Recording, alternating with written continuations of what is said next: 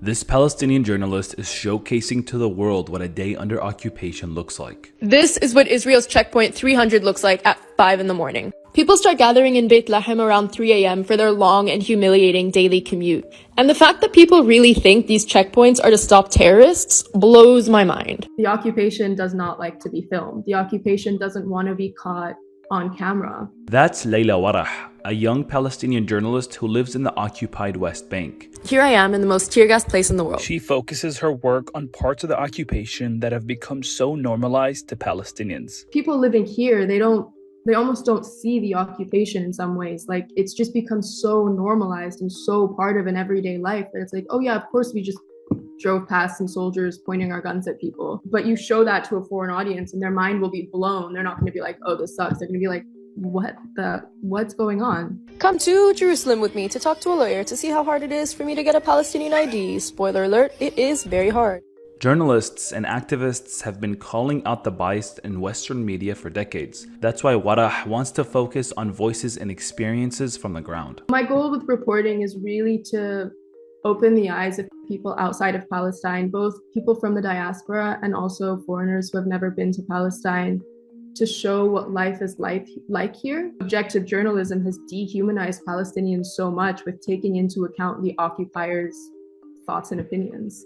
Despite Israel's constant attacks and threats on Palestinian journalists, Warah sees this work as critical. What brought me into the field of journalism wasn't journalism itself.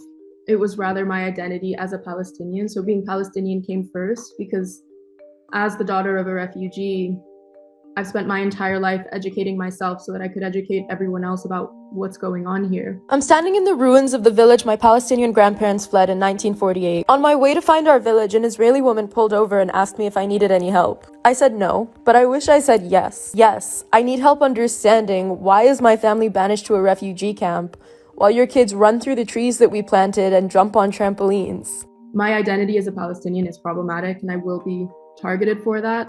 Even after the killing of Al Jazeera journalist Shireen Abu Akleh, Warah was steadfast. When Shireen was murdered in cold blood while reporting, it was scary and it was shocking. But Israel kills Palestinians in cold blood every other day. And I think it almost propels me forward more because if her work was powerful enough for her to kill her, we need more voices like that. Like whatever Israel is scared of is exactly what we should be doing. And it just means it's on the right track.